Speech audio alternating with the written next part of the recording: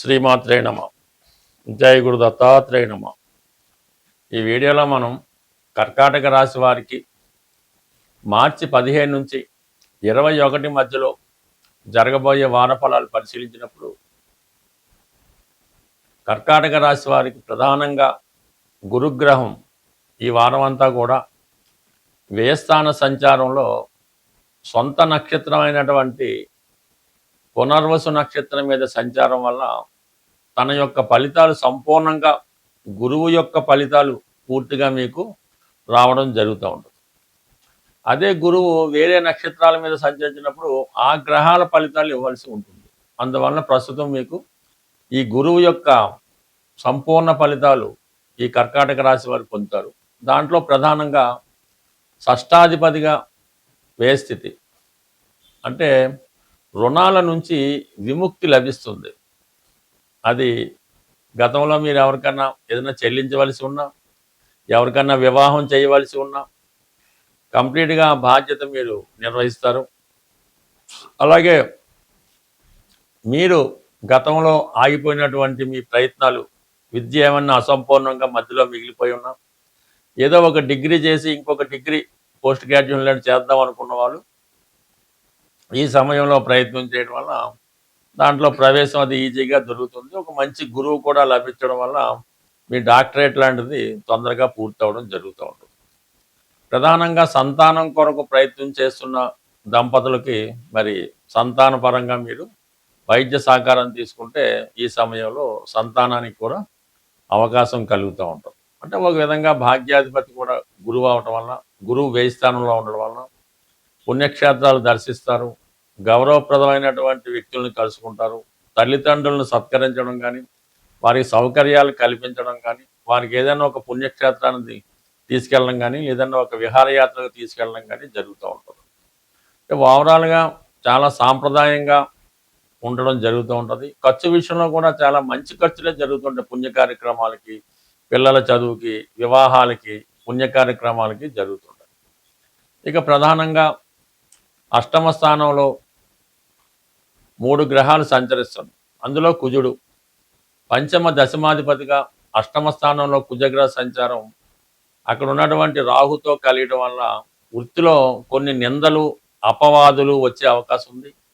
ఆ కారణంగా ఉద్యోగానికి ఇబ్బంది రావడం కానీ, మీరు ఉద్యోగాన్ని వదిలిపెట్టడం కానీ, ఉద్యోగపరంగా కొంతకాలం పాటు సెలవు తీసుకోవడం కానీ, కొన్ని ఇబ్బందులు ఉద్యోగపరంగా కొన్ని ఇబ్బందులు ఎదుర్కోవడం జరుగుతూ ఉంది. అలాగే మీ మీద కొంతమంది ఏదో కంప్లైంట్ ఇవ్వడం వల్ల, మిమ్మల్ని ఏదో ఇబ్బంది పెట్టడం వల్ల కూడా కొంత చికాకు మీరు ఈ సమయంలో వృత్తిపరంగా ఎదుర్కోవడం జరుగుతూ ఉంటుంది. దానికి ప్రధానంగా ధనాధిపతి రవి కూడా అష్టమ స్థాన సంచారం వలన ప్రభుత్వ అధికారుల నుంచి ఇబ్బందులు ఎదురవుతుంటాయి. ప్రభుత్వ అధికారులు మీకు వ్యతిరేకంగా పనిచేస్తూ ఉంటారు. మీరు మంచికి వెళ్ళినా కూడా అది చెడు రకంగా అయ్యే అవకాశం ఉంది. కోర్టు తీర్పులు లాంటివి ఉన్నా, వేరే సెటిల్మెంట్ ఉన్నా అవి మీకు ప్రతికూలంగా మారి మీకు కొంత అవమానం కలిగించే అవకాశం ఉన్నది. బట్ ఇదే సమయంలో కొన్ని ప్రభుత్వ పథకాలు మీకు అనుకూలంగా రావడం జరుగుతూ ఉంటుంది. బట్ ఏదైనా ఒక మంచి ఓ చెడు జరిగినట్టు ఏదో ఒక దుర్వార్త, చెడ్డ వార్త ఈ వారంలో మీరు వినవలసి ఉంటుంది. ఇక భాగ్యస్థానంలో శని భగవానుడు కూడా స్వక్షేత్రంలో అంటే సొంత నక్షత్రంలో సంచరించడం వల్ల శని మీకు సప్తమ అష్టమాధిపతిగా భాగ్యస్థాన స్థితి అంటే ఏదన్నా మీ యొక్క జీవిత భాగస్వామికి సడన్గా విదేశ ప్రయాణం రావడం కానీ, ఏదైనా పుణ్యక్షేత్రం దర్శించడం కానీ, ఇటువంటి కొన్ని మీ జీవిత భాగస్వామికి జరిగే అవకాశం ఉంటుంది. అలాగే ఈ సమయంలో ఆర్థిక పరంగా చాలా విపరీతమైనటువంటి ఇబ్బంది ఏర్పడుతూ ఉంటుంది. ముఖ్యమైనటువంటి అవసరాలకు కూడా ధనానికి టైట్ ఏర్పడుతూ ఉంటుంది. సో ఆ విధంగా ఆర్థిక పరంగా కొన్ని చికాకులు ఎదుర్కోవడం, అలాగే ఒంటరిగా జీవితం గడపాలనే ఆలోచన కలుగుతూ ఉంటుంది. ప్రశాంతమైన జీవితం గడిపే ప్రయత్నంలో కొంతవరకు మీరు సక్సెస్ అవ్వడం జరుగుతూ ఉంటుంది. అయితే అదే భాగ్యస్థానంలో శుక్రగ్రహ సంచారం మీకు చతుర్థ లాభాధిపతిగా శుక్రుడు భాగ్యస్థానం సంచరించడం, ఉచ్చలో స్థితిలో ఉండడం వల్ల ఇది ప్రధానంగా ఈ రాశిలో ఉన్నటువంటి స్త్రీలకి ఉద్యోగ ఉపాధి అవకాశాలు లభిస్తాయి. వ్యక్తిగతంగా గౌరవం లభిస్తూ ఉంటుంది. ఎవరైతే సినిమా రంగంలో ఉన్నారో వాళ్ళకి మంచి అవకాశాలు రావడం జరుగుతుంటుంది. స్త్రీలకి చాలా సమస్యలు పరిష్కారం అవుతాయి. వాళ్ళకి పుట్టింటి వారితో ఉన్నటువంటి సమస్యలు కానీ, అత్తవారితో ఉన్న సమస్యలు పరిష్కారం అవుతాయి. వ్యక్తిగతంగా ఉద్యోగం, కొత్త ఉద్యోగం లభిస్తూ ఉంటుంది. అలాగే మీకు తగిన ప్రతిభ గుర్తింపు కూడా సొసైటీలో లభించే అవకాశం ఉంటుంది. ఓవరాల్గా కర్కాటక రాశి వారికి ఈ అష్టమ స్థానంలో ఈ 3 గ్రహాలు సంచరించడం వల్ల ఏదైనా కొంత జాగ్రత్త వహించడం మంచిది. ప్రయాణాలు చేస్తున్నప్పుడు కానీ, ఎవరితో అయినా కొద్దిగా లిటిగేషన్స్ వ్యవహారాలు సెటిల్ చేసుకున్నప్పుడు కానీ కొంత జాగ్రత్తగా ఉండడం మంచిది. ఈ వారంలో మనకి ఉగాది నూతన సంవత్సరం రాబోతుంది. అయితే ఉగాది నాటికి ఈ గ్రహాలన్నీ రాహు కేతువు యొక్క యాక్సెస్లోకి రావడం వల్ల ఒక విధమైనటువంటి కాలసర్పదోషం ఉండగా ఈ ఉగాది ప్రారంభం అవడం జరిగింది. అంటే దీనివల్ల సంపూర్ణంగా రావాల్సినటువంటి ఫలితాలు సకాలంలో అందుకోలేకపోవడం జరుగుతుంది.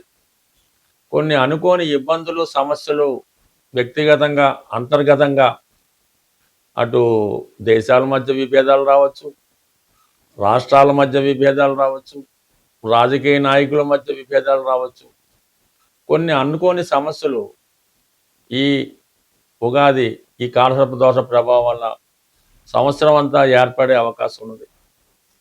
అయితే మరి ఈ సంవత్సరానికి రాజు గురువు అవటం వల్ల ఆధ్యాత్మిక శక్తితో, అంటే బాగా ప్రతి ఒక్కరు కూడా పూర్తిగా దైవం మీద భారం వేయడం వల్ల, అంటే అది నిరంతరం ఏదో ఒక భగవన్నామ స్మరణ అది అలవాటుగా చేసుకొని, ఎవరు మతాన్ని బట్టి, ఎవరి యొక్క అలవాటును బట్టి, ఆలోచనను బట్టి, సాంప్రదాయాన్ని బట్టి అది మీరు మననం చేసుకోవడం వల్ల చిన్నపాటి మంత్రం అవ్వచ్చు, లేదంటే పెద్దదన్న అవ్వచ్చు, మరి ఎక్కువగా మరి అందరికీ జగత్ రక్షకుడైనటువంటి ఆ శ్రీమన్నారాయణుడు వెంకటేశ్వర స్వామి అవ్వచ్చు, విష్ణుమూర్తి అవ్వచ్చు, అంటే ప్రధానంగా విష్ణు సహస్రనామాన్ని పారాయణ చేయడం వల్ల, లేదంటే మీకు ఇష్టమైనటువంటిది లలితా సహస్రనామం, శివనామస్మరణం, గోవిందనామాలో ఏవో ఒకటి రోజు వీలు లేకపోతే వారంకోసారి ఇలా చేయడం వల్ల, ఎక్కువ పుణ్య కార్యక్రమాల్లో పాల్గొనడం వల్ల అటు ప్రపంచ దేశాలతో పాటు మనము కూడా సుభిక్షంగా ఉండే అవకాశం ఉంటుంది. కాబట్టి ప్రతి ఒక్కరూ అంటే ఈ సంవత్సరం గురువు రాజవటం వల్ల ఇది మీకు మంచి ఫలితం జరిగే అవకాశం ఉంది. అందరితో పాటు మనము బాగుండాలనే మన ఆలోచన కూడా నెరవేరే అవకాశం ఉంది. కాబట్టి సాధ్యమైనంత వరకు మరి భగవన్నామ స్మరణ చేస్తూ ఎవరినైనా మరి దేవాలయాల్ని రక్షించడం, ధర్మాన్ని రక్షించడం, ఇవన్నీ చేయడం వల్ల చాలా వరకు ప్రతి ఒక్కరికి మంచి ఫలితాలు రావడం జరుగుతూ ఉంటుంది. అలాగే ఈ ఉగాది రోజు మీకు కామన్గా మరి ఎవరైతే తొందరగా వివాహం జరగాలి, లేదంటే ఉద్యోగం రావాలి అని కోరుకుంటున్నారో ఈరోజు వాళ్ళు కనీసం అంటే ఈ నవధాన్యాల్లో ప్రధానంగా 3 పెసలు, మినుములు, కందులు, గోధుమలు ఏవో ఒక 3 ప్రధానంగా తీసుకొని మీ పిడికిలతో ఒక్కొక్క పిడికలతో అంటే 3 తీసుకోండి. ఒక పిడికలతో మినుములు అవ్వచ్చు, పెసలు అవ్వచ్చు, గోధుమలు అవ్వచ్చు, కందులు అవ్వచ్చు, ఇది 3 పిడికలు ఒకే పాత్రలో పోసి చక్కగా నానబెట్టి అవి నానిన తర్వాత ఏదైనా గోవుకి చక్కని కామధేనుకో గోవుకో అది పెట్టడం వల్ల ఆ గోవు తింటుండగా మీరు గోవు చుట్టూ 3 ప్రదక్షిణలు చేసి ఆ గోవుకి నమస్కారం చేయడం వల్ల, ఇంకా అవకాశం ఉన్నవాళ్ళు గోపూజది చేసుకుంటే చాలా మంచిది. బట్ ఏదైనా ఉగాది నాడు ఈ కార్యక్రమం చేయడం వల్ల గోవుకి సంతృప్తి కలిగించడం వల్ల కంప్లీట్గా మీకు ఈ చక్కని ఈ ధనయోగం కానీ పెళ్లి కానీ జరుగుతుంటుంది. ఈ మధ్యకాలంలో బాగా సక్సెస్ఫుల్ రెమెడీ ఏంటంటే ఈ బంగారు సిల్వర్ అమ్మే షాపుల్లో ఆవు దూడతో చేసినటువంటి, అంటే ఆవు దూడ వెండితో చేసినటువంటి చిన్న ప్రతిమ, ఒక 3 గ్రాములు 5 గ్రాములు అయినా పర్లేదు, అవి రెడీమేడ్గా దొరుకుతున్నాయి. అవి మీ వ్యాపార సంస్థలో మీ క్యాష్ బాక్స్లో అన్నా వేసుకోండి, మీ పాకెట్లో అన్నా పెట్టుకోండి, వీలైతే మీ పర్సులో అన్నా పెట్టుకోండి, మీ క్యాష్ బీరువాలో అన్నా పెట్టుకోండి. దాన్ని పెట్టుకొని మర్చిపోండి, నిరంతరం ధనం మీకు అందులో పెరుగుతూనే ఉంటుంది. ఈ వెండితో చేసినటువంటి ఆవు దూడ బొమ్మ మీ క్యాష్ బాక్స్లో పెట్టుకున్నా, మీ దగ్గర ఉంచుకున్నా మీకు ధనానికి లోటు రాకుండా 100% పనిచేస్తుంది. చిన్న పరిహారం గొప్ప మార్పును తీసుకొస్తుంది. స్వస్తి.